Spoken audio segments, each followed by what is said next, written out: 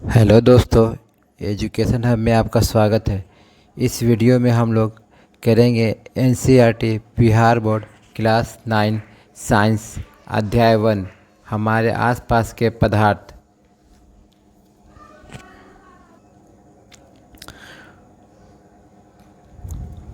Part 2।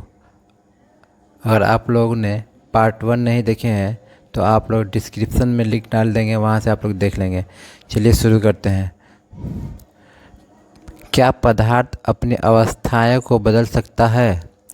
तो लिखेंगे हम लोग, हाँ, तापमान परिवर्तन और दाब परिवर्तन के द्वारा पदार्थ की अवस्थाएं बदल सकता है। हम जानते हैं कि जल पदार्थ की तीनों अवस्था में रह सकता है। ठोस जैसे बर्फ में, द्रव जैसे जल में, गैस जैसे जलवाष्प में। तापमान परिवर्तन का प्रभाव, जिससे तापमान परिवर्तन करके हम जो है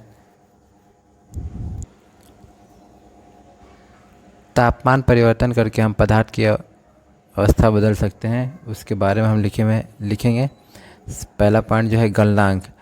जिस ताप पर कोई ठोस पदार्थ पिघलकर द्रव बन जाता है वह ताप उस पदार्थ का गलनांक कहलाता है। हम जानते हैं कि तापमान की अंतर्राष्ट्रीय मात्रा SI केल्विन है। बर्फ़ का गलनांक 0 डिग्री सेल्सियस है, 0 डिग्री सेल्सियस है या 273.16 केल्विन होता है। तापमान की माप केल्विन से सेल्सियस में बदलने के लिए दिए हुए तापमान से 273 घटाना चाहिए और सेल्सियस से केल्विन में बदलने के लिए दिए हुए तापमान में 273 जोड़ना चाहिए। पॉइंट दूसरा क्वथनांक। क्वथनांक को हम लोग इंग्लिश में बॉइलिंग पॉइंट कहते हैं। जिस तापमान पर कोई द्रव पदार्थ गर्म होकर उबलने लगता है वह ताप उस पदार्थ का क्वथनांक कहलाता है। जल का क्वथनांक 100 डिग्री सेल्सियस या 373 के होता है, 373 केल्विन होता है। गुप्त ऊष्मा, इंग्लिश में इसे लेटेंट हीट कहते हैं। यह ऊष्मा की वह मात्रा है जो किसी पदार्थ के अवस्था परिवर्तन के समय अवशोषित की जाती है। यह माना जाता है कि यह बीकर में ली गई सामग्री में छुपी रहती है, जिससे गुप्त ऊष्मा कहते हैं।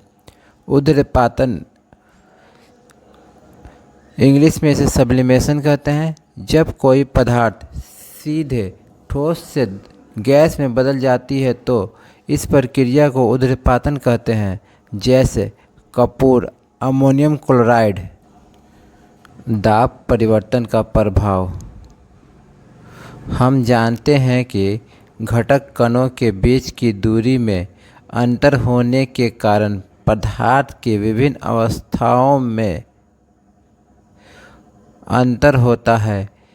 किसी सिलेंडर में भरी गैस पर दाब लगाने एवं संपीड़ित करने पर इसके कणों के बीच की दूरी कम हो जाती है। आगे देखते हैं। ठोस से द्रव में बदलने की प्रक्रिया को संगलन कहते हैं। द्रव से गैस में बदलने की प्रक्रिया को वाष्पीकरण कहते हैं। गैस से ठोस में बदलने की प्रक्रिया को निक्षेपण कहते हैं।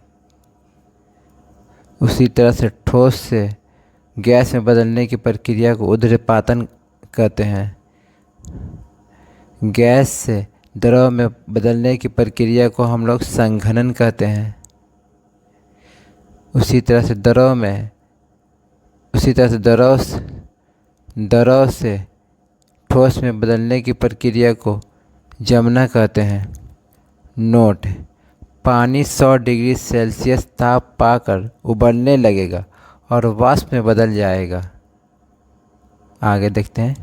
अगर क्लास अच्छी लग रही है तो लाइक कीजिए, अपने दोस्तों में शेयर कीजिए ताकि आप इस वीडियो का लाभ आपके दोस्त भी उठा सकें। क्वेश्चन नंबर पहला, निम्नलिखित तापमान को सेल्सियस में बदलिए। ए में 300 केल्विन दिया गया है। केल्विन से हमें सेल्सियस में बदलने के लिए हमें दिए गए तापमान में से 273 घटाते हैं। ए में है 300 केल्विन, इसको हमें सेल्सियस में बदलना है। दिए हुए तापमान में से 273 घटा देंगे तो हमें सेल्सियस निकल जाएगी। तो 300 केल्विन में से 273 हम घटाते हैं, बराबर 10 में से 3 गया 7, 9 में से 2 गया, 9 में से 7 गया 2, ये हमें 27 डिग्री सेल्सियस मिली है। बी में देखते हैं, 573 केल्विन है, इसको हमें सेल्सियस में बदलना है। इसके लिए हमें दिए गए तापमान में से 273 घटाएंगे। तो 573 में से 273 घटाएंगे, ये हमें 300 डिग्री सेल्सियस मिली है। आगे, निम्नलिखित तापमान, क्वेश्चन नंबर 2, निम्नलिखित तापमान पर जल की भौतिक अवस्था क्या होगी। क्वेश्चन नंबर 1, 250 डिग्री सेल्सियस का बताना है भौतिक अवस्था। 250 डिग्री सेल्सियस जल पूरी तरह से वाष्प में बदल जाएगा। बी 100 डिग्री सेल्सियस, बी का आंसर लिखेंगे, उत्तर लिखेंगे 100 डिग्री सेल्सियस पर पानी 100 डिग्री सेल्सियस तापमान पाकर वाष्प में बदल जाएगा। क्वेश्चन नंबर 3, किसी भी पदार्थ की अवस्था परिवर्तन के दौरान तापमान स्थिर क्यों रहता है। उत्तर में लिखेंगे, किसी भी पदार्थ की अवस्था परिवर्तन के समय तापमान स्थिर रहता है क्योंकि उस समय पदार्थ के गुप्त ऊष्मा का प्रयोग होता है। क्वेश्चन नंबर 4, वायुमंडलीय गैसों को द्रव में परिवर्तन करने के लिए कोई विधि सुझाइए, मतलब कोई विधि बताइए। तो उत्तर में लिखेंगे, वायुमंडलीय गैसों को द्रव में परिवर्तन कर सकते हैं दाब बढ़ाकर या तापमान घटाकर। क्वेश्चन नंबर को आगे, वाष्पीकरण लिखेंगे, क्वथनांक से कम तापमान पर द्रव से वाष्प में परिवर्तन होने की प्रक्रिया को वाष्पीकरण कहते हैं। नोट में, एटमॉस्फेयर गैसीय दाब के मापन का मात्रक है। दाब का एसआई मात्रक पास्कल है, जिसे पीए द्वारा इंडिकेट करते हैं। एक एटमॉस्फेयर बराबर 1.01 × 10⁵ पास्कल होता है। वायुमंडल में वायु का दाब वायुमंडलीय दाब कहलाता है। समुद्र की सतह पर वायुमंडलीय दाब 1 एटमॉस्फेयर होता है और इसे सामान्य दाब कहा जाता है। आगे, क्वेश्चन नंबर 1, गर्म शुष्क दिनों में कूलर अधिक ठंडा क्यों करता है। तो उत्तर में लिखेंगे हम, क्योंकि कूलर में पानी भरा जाता है जो हवा के साथ मिलकर वाष्पीकृत होकर फैल जाती है, जिससे हमें ठंडक मिलती है। क्वेश्चन नंबर 2, गर्मियों में घड़े का जल ठंडा क्यों होता है। तो उत्तर में लिखेंगे, घड़ा मिट्टी का बना होता है जिसमें सूक्ष्म छिद्र होता है। घड़े के अंदर का जल बाहरी सतह पर आवेशित होता रहता है और उनका वाष्पीकरण हो जाता है, जिससे घड़े के अंदर शीतलता आती है। क्वेश्चन नंबर 3, एसीटोन या पेट्रोल या इतर डालने पर हमारी हथेली ठंडी क्यों हो जाती है। तो उत्तर में लिखेंगे, हथेली पर डालने से इनका सतह क्षेत्र बढ़ जाती है, जिसके कारण ये तेज़ी से वाष्पीकृत होकर हथेली से ऊष्मीय ऊर्जा अवशोषित कर हथेली का ताप घटा देती हैं और हथेली ठंडा हो जाती है।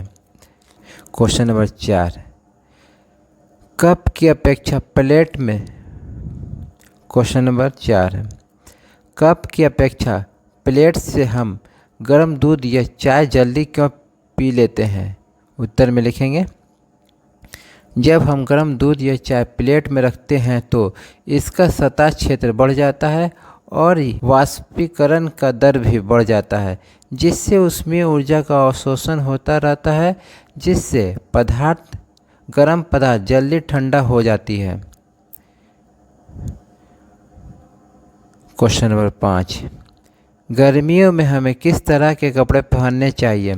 तो उत्तर में लिखेंगे हम, गर्मियों में हमें सूती कपड़े पहनने चाहिए, क्योंकि गर्मियों में हमें ज़्यादा पसीना आता है, जिससे हमें शीतलता मिलती है। सूती कपड़े में सूक्ष्म छिद्र होता है, जिससे हमारे शरीर से ऊर्जा निकलती है और वाष्पीकरण हो जाता है। वाष्पीकरण से हमें शीतलता होती है। कुछ मापने योग्य राशियाँ हैं और उनके मात्रक हैं, और उनके मात्रक जिनका हमें ज्ञान होना चाहिए। इसे आप लोग राशि को याद कर लीजिएगा। इनका मात्रक ये दिया गया है, उनके प्रतीक ये दिया गया है, क्योंकि कहीं भी लिखने के लिए हम तापमान उसको मापते हैं केल्विन में। मापने के बाद मापने के बाद हम उसे कैसे उसके लिखते हैं। लंबाई है, इससे हम लोग मीटर में मापते हैं, इससे हम छोटा m लिखते हैं। सनहते मतलब द्रव्यमान कह रही है, किलोग्राम में हम लोग मापते हैं उसे, और केजी उसको लिखते हैं। भार जो है न्यूटन में हम उसे मापते हैं, उसे बड़ा N लिखते हैं। आयतन जो है घन मीटर में मापते हैं, उसे m⁻³ लिखते हैं हम। घन जो है किलोग्राम प्रति घन मीटर में मापते हैं, उसे केजी m⁻³ को हम लिखेंगे। केजी m⁻³ को हम लोग लिखेंगे इसको बटा में m⁻³ अगर केजी इसको हम कहेंगे केजी प्रति मीटर क्यूब। अगर पावर माइनस में रहे तो उसको हम नीचे ले जाते हैं बटे में। ताप को हम लोग पास्कल में मापते हैं, उससे PA से हम लोग उसके चिन्ह लगाते हैं उसका। आज हम लोग क्लास यहीं तक रखते हैं। चैनल पर नया है तो सब्सक्राइब कीजिए, बेल घंटी को दबाइए, लाइक कीजिए, शेयर कीजिए। खुश रहिए, तब तक धन्यवाद।